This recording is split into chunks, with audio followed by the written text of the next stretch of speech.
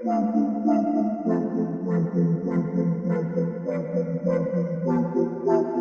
into the Film Guy Network. It's football season, which means I've got a film study for you.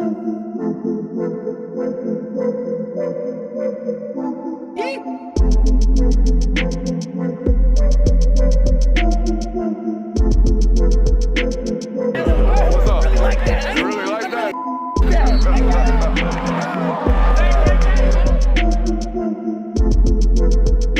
Let's shut up and grind some tape.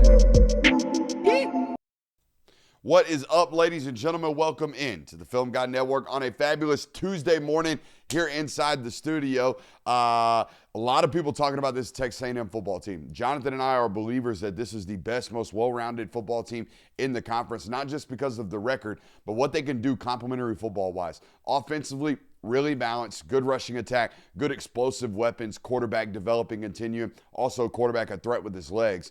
But I think most of people looking at this A&M football team or watching them on Saturdays leaves extremely impressed with this Aggies defense, all right? And they got a lot of great players, do not get me wrong. They're really, really talented, as is every, top 10 defense in the country nowadays. But I think they're just so daggum well prepared. I think they're one of the best executing units in college football on the defensive side of the football, and I'm excited to show this with you guys today. Hey, you A&M fans have been showing up on this channel and showing out. Continue to do so today. If you are brand new to the network, we got a couple of rules around here. If you learn anything about the game of football, you must subscribe. If you learn anything about your favorite football team, you must subscribe. If you have any fun at all today, you must subscribe. We're on the doorsteps, it feels like it, on the doorsteps of 100,000 subscribers. Let's see if we can get there as soon as possible. Let's shut up and let's grind the tape. Alrighty, we're going to take a look at them against this Missouri football team, obviously playing with a backup quarterback, third-string quarterback, freshman quarterback, whatever you want to say. Here's my thing about Matt Zollers. Matt Zollers is the top 100 player in the country last year. Matt Zollers makes over $1 million this year. I ain't got no qualms about breaking this down. I ain't gonna sit here and say, oh, freshman quarterback. Nah, bullcrap, millionaire. Go play some ball. All right, go play some ball against this A&M defense that's really, really good. Now, this is the only bad rep we're really gonna watch all day today, and it happened on the first snap of the football game. Jonathan, correct me if I'm wrong. When you look up the stats, I think Missouri had sub 200 yards of total offense, maybe like 250 yards of total offense. I think about 140 of them came on like 5 plays for Missouri. The rest of the game, absolute stonewalled, and this is an example of one of these bad plays for A&M to start the ball game. First play of it, they're going to get Ahmad Hardy to their face. All right, they're going to get Ahmad Hardy to the front side. What do you got?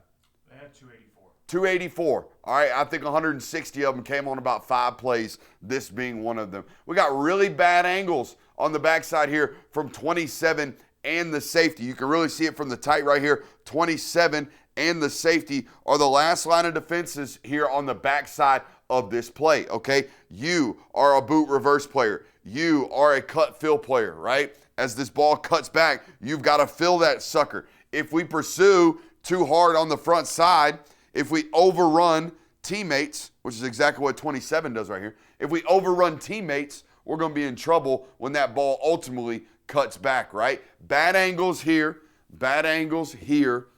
The last real bad play we're going to have for quite some time. And it happened to be on the first play of the game.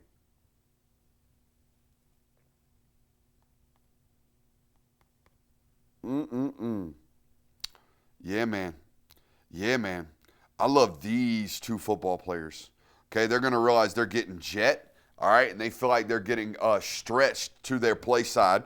All right, and I want you to watch them immediately. Not even worry about the tackle. Just get my ass upfield and turn this back to my teammates. I went on my football pilgrimage this year, and I would have a defensive backs coach that said, we don't track missed tackles. All we track is leveraging of the ball. And I was like, what are you talking about? He's like, if this guy out here misses this tackle but leverages the ball back to his teammates, we win. If he misses that tackle and the ball still gets outside, that's a minus. Do we all understand what I'm talking about here? All that we care about right here on these stretch plays, these outside zone plays, these jet sweep plays, is do we turn it back in? We're the last player, the last line of defense. Do we turn that sucker back in? You can tell 25 right there, all he cares about is turning that play back in.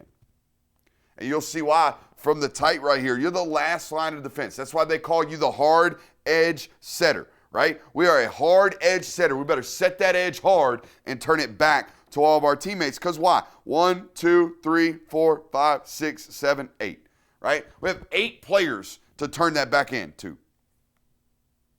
Love that from 25 right there, all right? And 21, of course, Torian York, still got really, really good leverage on the football, doesn't he, Jonathan? I told you they're really well prepared, right? It's one of the very first things we talked about today on the film study during our intro. And this is a prime example of it. Look, we got Tripp's bunch up here, right? All right, watch how flawlessly these 3 football players pass off this Tripp's bunch. The point man is going to be responsible for getting hands on the point and then redirecting to the flat. Whichever arrives in the flat, I'm going to take him. Number 2 right here is responsible for the most inside vertical receiver. Whoever runs vertical, he's got him. Number 3 out there, the number 3 corner, he's got responsible for whatever shows up vertical and outside. Watch how flawlessly they pass this off. Point man does a great job riding the number 1 wide receiver, okay, and then getting to the flat, immediately attaching to his. Let's look at number 2.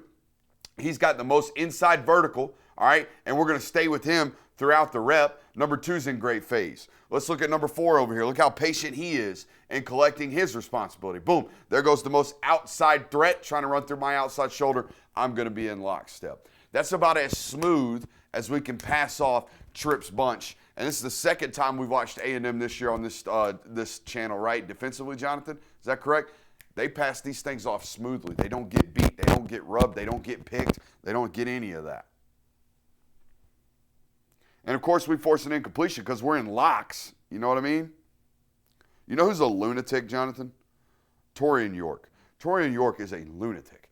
I love football players that are cerebral savants. And number 21 is exactly that. I want y'all to watch him through this entire snap. I want y'all to watch him communicate to his teammates. I want to watch y'all watch him get the whole entire defense figured out, locked and loaded, ready for the snap. And then I want you to see that last little point.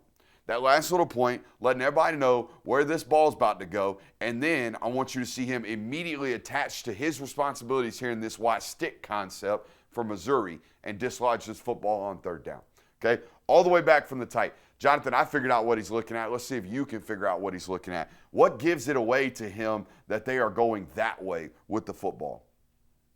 Any idea? My only guess, he sees the eyes from the back peeking to the flat. Okay? He is looking right here at Ahmad Hardy. And when Ahmad Hardy does this right here and looks out there to the flat to see his landing point, buddy, y'all are either rolling that way because he's trying to block, all right, or he's going that way and he's way off detached from the ball or from the quarterback. He ain't getting the ball in a running facet, is he? No. If he was over here, maybe, but he's over here completely almost outside of the box. Look how detached he is from his normal alignment. 21's just picking up a whole bunch of stuff right now to get his teammates off the field. That's how you close space in zone coverages.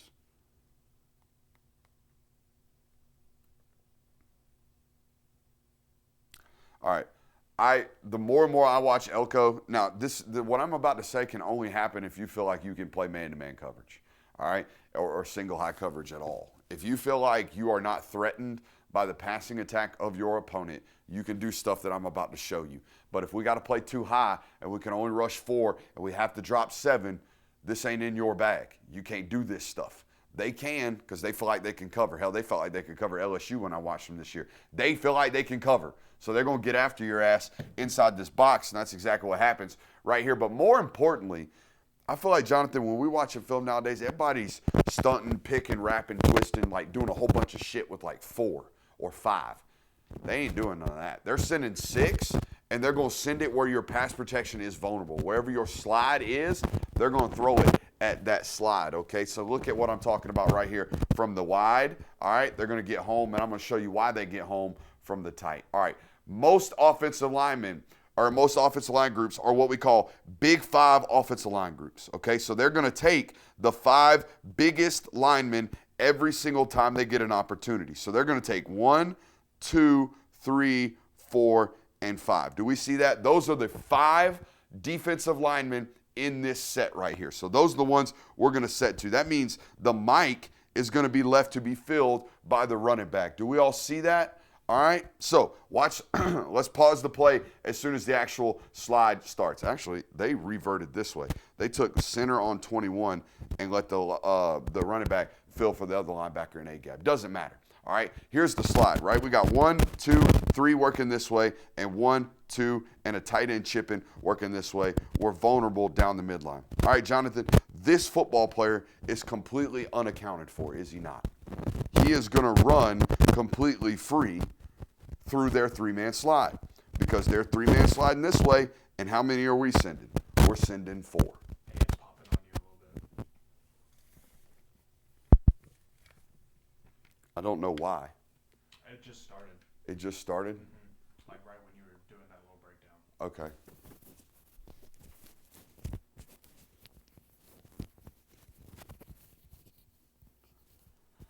All right, I gave that cable plenty of room. Are we clean now? Yeah, it's fine now. All right, we're clean now. Good job, Jonathan. All right, but anyways, see what I'm saying? Like, we're sending extra hats to the 3-man slide. And that's going to be a theme moving forward throughout these third downs. And if you listen to Eli Drinkowitz's post-game press conference, this is exactly what he's talking about. There really is no way for us to win here as an offensive line apart from beating the pressure with the ball. Does that make sense? If they send 6, we have 5. If they send 7 and we have 6, somebody is going to come free unless somebody's a magician and blocks 2 with 1 player. And that just doesn't happen all that often unless you're watching Zach Martin out there at Notre Dame in his prime. I think they threw for 75 yards in this game, Jonathan. 77. 77 yards in this football game. I think 50 of them came on this one play. They tried to do the old Gus Malzahn, check with me, ha, ha, ha, just kidding. We're actually taking a snap, and it got them 50 yards of a chunk play right here. Okay, so here we go. Again, 77 yards passing. There's 40 of them. We saw 280 total yards of offense. We saw 80 of them on 2 plays. It was quite a defensive domination day for A&M on the defensive side of the ball, okay? And I don't even think the coverage is all that bad right here. I think it's just a good ball that gets us beat. That's not bad coverage, is it? His head's even turned around. That's as good as it gets. It's just a great play by one, the wide receiver from Missouri. Hey, we'll take a quick minute to give a shout out to our friends over at Sleeper. What a great time to be here on this network this year, but also a great time to be with our friends over at Sleeper. Go over to Sleeper today, the #1 place for daily fantasy and prop plays. Sleeper Picks is a real money product that connects friends over picks. Choose 2 to 8 of your favorite players from pregame, live, or even across different sports. Pick more than or less than the predicted stats. It's that simple. On Sleeper, you can get up to 100x payouts, share with your friends, and get rewarded today. Use promo code Brooks, as you see on the screen, on Sleeper and get 100% deposit match up to $100. Again, that's sleeper.com/promo/Brooks. Terms and conditions apply. Boys, as you know, we're about 28 minutes at the time of this ad read from the kickoff of NFL Sunday. So go ahead, run over to Sleeper right now. I'll give you permission to leave the stream actively. Go over to Sleeper, get a play in right quick, and get paid. We appreciate those folks over there at Sleeper. Again, that's promo code Brooks over there on Sleeper. You know who's a problem? This Bowling Green SOB. This dude from Bowling Green is a real issue. Now, we're going to talk about some things that we've got to expect as a tackle here in a second, but that's a strip sack. All right, couple of things. If I get this stance from 9, I'm worried about him running through my chest. Do we all see that? That angle right there is really advantageous to his stance. Now, what should we expect if we see him cock himself this way, Jonathan? Outside. Oh, yeah. We should probably be ready for some speed rush. All right? He ain't going to try to run through our outside shoulder. He's going to try to run around our outside shoulder. So we better be ready right now, Caden Green. And I think we are. I think we just lose the hand fighting battle over the long haul, right? That immediate jump and swipe, that right there, that gaining ground, okay, to get to the edge, getting his hands off of us, and then sinking the rip, we've won the rep at this point. Okay, we've won the rep at this point as an edge rusher. Great job finishing on the rock, too. Great job finishing on the rock. Y'all gonna learn. Y'all gonna learn there's something in the water out there at Bowling Green, Marshall, Western Michigan. There's something in the water with these 6'2", 245-pound, 250-pound edge rushers that can get home. Whether it's old buddy that got drafted by the Ravens last year, Mike Green out of Marshall, whether it's this cat that got $900,000, $800,000 to transfer to A&M and it's about to be a draft pick, whoever it is, y'all going to learn about these mid-major twitchy pass rushers that were, 2 inches too short to play at Ohio State.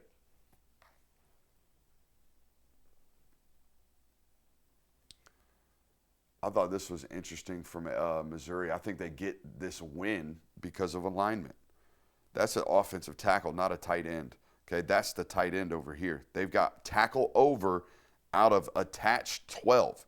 All right, that's actually a wide receiver, but it kind of plays like 13 personnel. Do you see that? Mm-hmm. And then we're running stretch back over here with this arc release, and then we got stretch going this way. Now, hey, 9. If we're going to chase this play right here, you see him out here getting rid of his responsibility. If we're going to chase this play instead of setting the edge, we better make this play. All right, because right now we're doing what we call jumping a gap. All right, we're jumping outside, and there's going to be a crease that ultimately opens up right here between the guard and the tackle and the extra tackle, and that's where the running back's going to ultimately crease through. Okay, I think we get away with a hold right there at left tackle.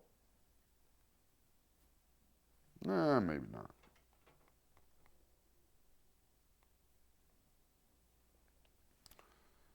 They played defense in this game knowing that they could cover, all right? And I think apart from 3 or 4 snaps, they did exactly that. I thought the only liability in this entire defensive game plan was the nickel, number 7. I did think he could get ran by a little bit. Missouri did as well. They draw a PI right here because he's a little bit grabby at the top of the route.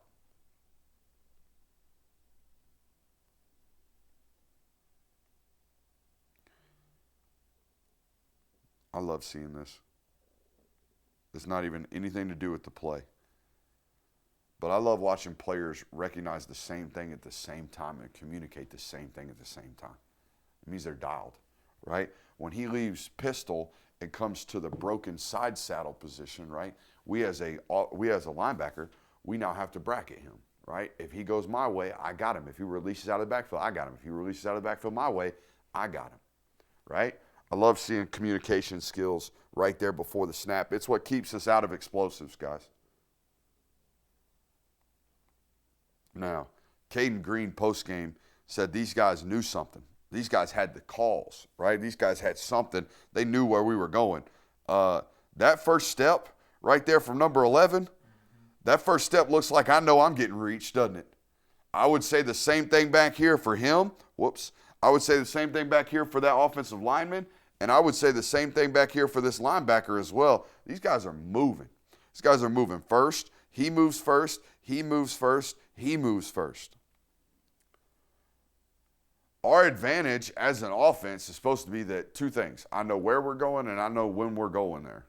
Them's supposed to be my 2 advantages. If I don't have either of them, that guy in front of me is a far superior athlete. That's why he makes more money than I do normally.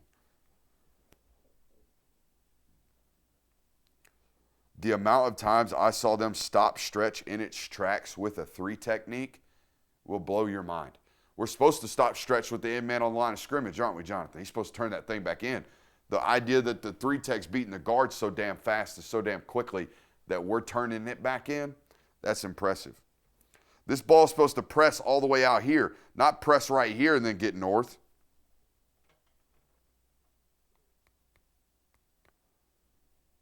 This makes me extremely, extremely happy, and I played offense.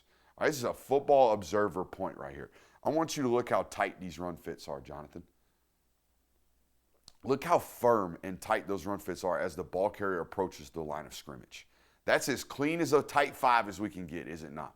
All right, maybe you're a little bit too far upfield. Maybe. You're not down the midline of him, but you're ready to play both your gaps, aren't you? You're ready to play both your gaps. You're ready to play both your gaps. You're already peaking, preparing to play both of your gaps. You've already turned it back the other way. That's as good as we can, quote unquote, build the wall defensively as we can. Now, this turns out into an 8-yard gain. That ain't on the defense. It has everything to do with the running back. Watch how special number 20 is right here. Is that Ahmad Hardy? Can't tell. No, that's 20. That's the People's kid. They got 2 good backs out there, man. Oh, no. We got to show this. This dude put on a clinic with regards to attacking slides. Again, you can only do this if you feel comfortable enough to play single high, man-to-man coverage. But I want y'all to see this again from the tight, especially what we got going on as an offensive line. This is a no-go for us. We have no chance to win here as an offensive line. Okay, here's the deal.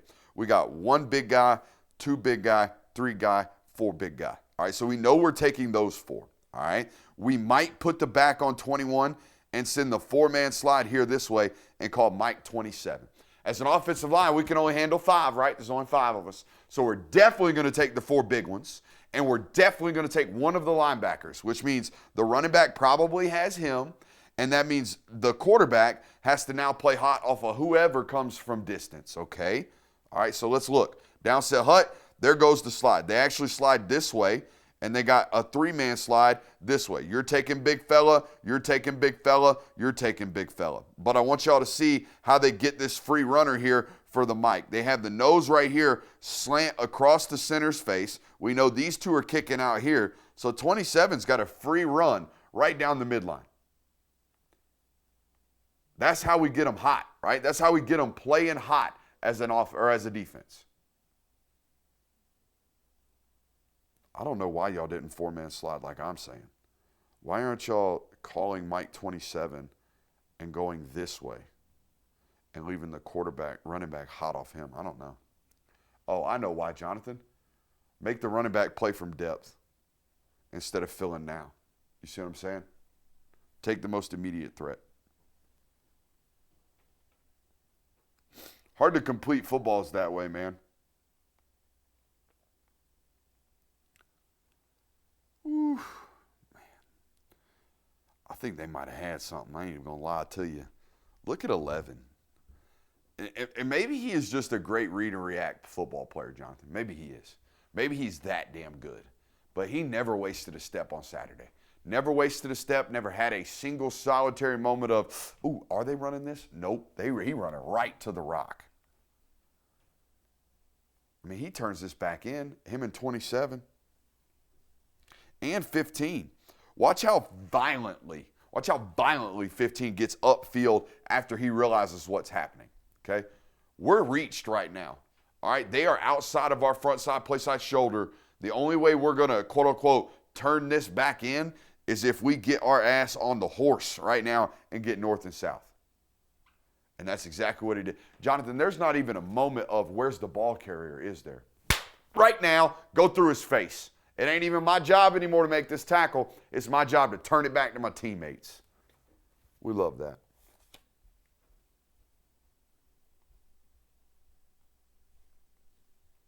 Been playing a lot of man-to-man coverage, and then out of nowhere, they high-low the X receiver over here. What down the distance is? It's 3rd and 6. That's why. They didn't even try to pressure here. They actually went for a coverage snap right here defensively. First snap of 2 high we've seen in a good little minute. And all they're doing, again, is high-lowing this X receiver over here. They're trying to trap and force an interception right here, Jonathan, and they almost get it. They almost get it. It's actually a really, really competitive football from Zollers, considering that's the first snap of a high-low cover 2 he's seen all day, really. And to put that ball in a competitive window is actually really, really impressive.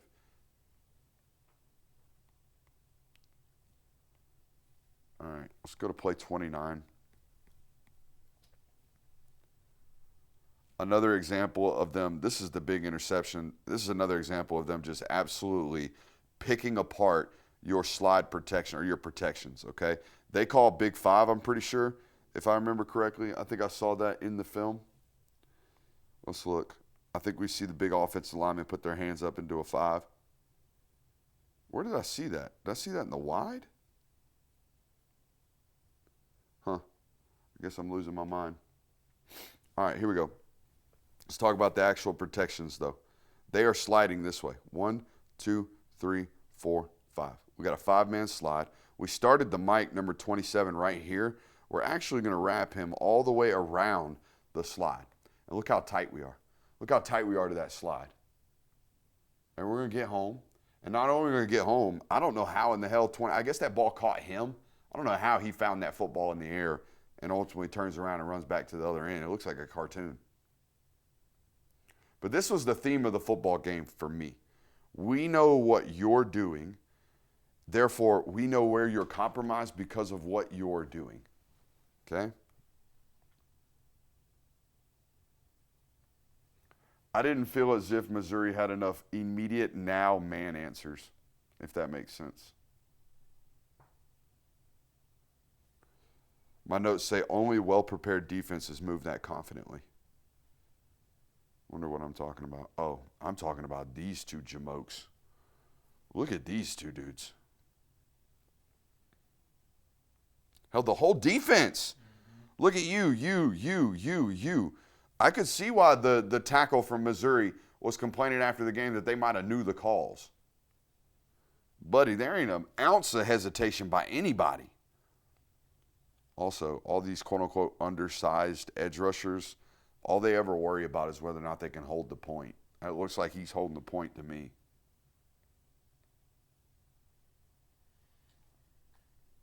I thought, will you look up number 11's name on this roster, Jonathan? Because this kid had a goddamn ball game. Again, shut and stretch down with a 3 technique is not normal. Not in my opinion. Not watching film as much as I do. I don't see a lot of 3 techniques turning stretch back into their teammates. I see a lot of wide 9s doing it. I see a lot of 7s doing it. I see a lot of linebackers and safeties doing it. I do not see defensive tackles. Tyler Onyedim, Iowa State. Oh, he owned them. He owned them big time in this football game. He's from where? Iowa State. Oh, my Cyclones, Jonathan.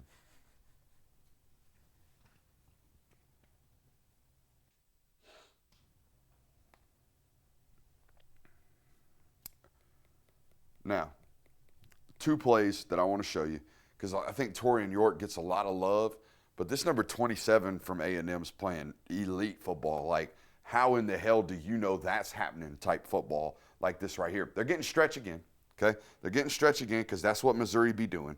And I want you to watch 27, and I'm going to put this in nice and slow-mo, and I'm going to pause it when he realizes the back's cutting. He realizes the back is cutting right now. He's about to retrace and stonewall Ahmad Hardy right here. But here's my problem with this. Nothing about the front side of this play tells the back to actually cut this. He's reading the body language and the eyes of the running back before he actually gets there. Look how quickly 27's ready to gear down and jump a gap and be ready for the ball carrier. That guy is playing elite level football. Because I'm going to tell you right now, his responsibility is to stay front side in that gap because that ball should crease right there. All right? But instead, he knows for some innate reason that the ball's getting cut back and immediately jumps back into the gap. Let's go to play 47. Again, I thought this guy, Mike Elko, had drink in this offensive line group absolutely bamboozled. They knew the protection counts. They knew the style of protection that they were going to go with, and they murdered them. This is the one I saw a big 5 call to, I'm pretty sure. All right? We walk 5 up. You see the big 5? Big 5. Puts his 5 fingers up. That means what? The 5 bigs got the 5 downs. Okay? We're going to take those 5 guys as an offensive line. So if I take these 3 guys and I run them out, and I take these 2 guys and I run them out, where are we vulnerable right now as an offense, Jonathan? Right down the midline, which is exactly what happens right here. Not only do we plug 1, we plug 2. Here he comes. Bam. So there comes the 2 free runners, right? And we only got 1 player for those 3 because we noticed as a defense their big 5 call. This was the absolute theme of this football game. I think it's the theme of A&M football for me. Their blitz packages are far superior to everybody else's. Now, here's the problem. if they win in man-to-man, you can't do that. You can't do none of that, all right, because you're going to die an explosive death.